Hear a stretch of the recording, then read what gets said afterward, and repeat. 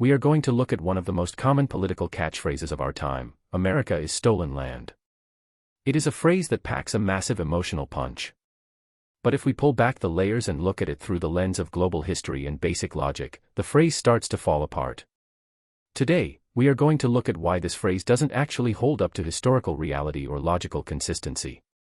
If you spend any time on a college campus, scroll through social media, or listen to modern political debates, you are guaranteed to encounter a very specific, four-word phrase: America is stolen land.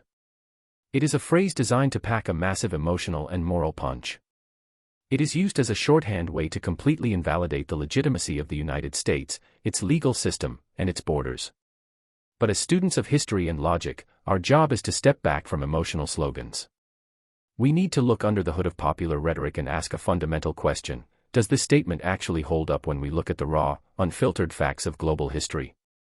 When we analyze this statement objectively, we find that it relies on a very simplistic, almost cartoonish view of human history.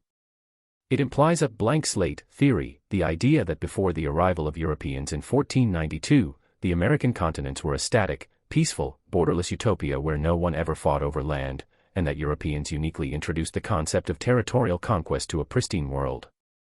Today, we are going to completely dismantle that narrative using verified historical data and basic political philosophy. We will examine how the indigenous peoples of the Americas actually viewed land, how they aggressively conquered territory from one another long before Columbus sailed, and how the concept of might makes right was the universal law of survival across every single continent for thousands of years. Most importantly, we are going to look at the severe logical breakdowns of this argument. We will look at why singling out the United States as stolen while ignoring the violent, conquest-driven origins of every other modern country on Earth is not an honest historical analysis, it is a glaring intellectual double standard.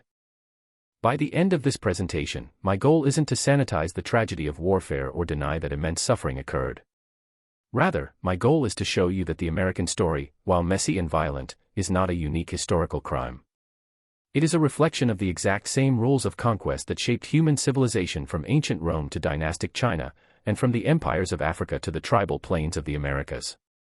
Let's dive in by looking at what the American continent actually looked like before the first European ship ever dropped anchor.